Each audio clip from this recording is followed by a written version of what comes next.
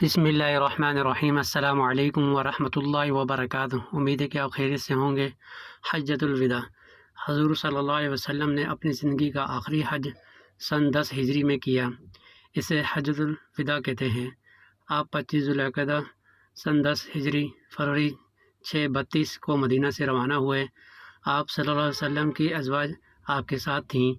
مدینہ سے 9 کلومیٹر دور ذوالحلیفہ کے مقام پر آپ صلی اللہ علیہ وسلم نے احرام پہنا۔ 10 دن بعد آپ صلی اللہ علیہ وسلم مکہ پہنچ گئے۔ حج میں مسلمانوں کی تعداد 1,20,000 سے زیادہ تھی۔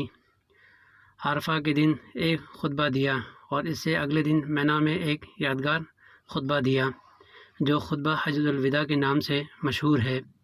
اس خطبے میں انہوں نے اسلامی تعلیمات کا ایک نچوڑ پیش کیا اور مسلمانوں کو گواہ بنایا کہ انہوں نے پیغام الہی پہنچا دیا ہے، اور یہ بھی تاکید کی کہ یہ باتیں ان لوگوں کو بھی پہنچائی جائیں جو اس حج میں شریک نہیں ہیں۔ اس خطبے میں انہوں نے یہ فرمایا کہ شاید مسلمان انہیں اس کے بعد نہ دیکھیں۔ انہوں نے فرمایا کہ مسلمان پر دوسرے مسلمان کا جان و مال حرام ہے، اور یہ بھی کہ نسل کی بنیاد پر کسی کو کسی پر فوقیت نہیں ہے۔ انہوں نے اسلام کے حرام اور حلال پر بھی روشنی ڈالی۔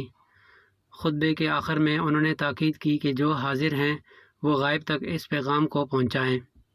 ان 2 خطبات کے علاوہ آپ صلی اللہ علیہ وسلم نے غدیر خم کے مقام پر بھی خطبہ دیا جو خطبہ غدیر کے نام سے مشہور ہے۔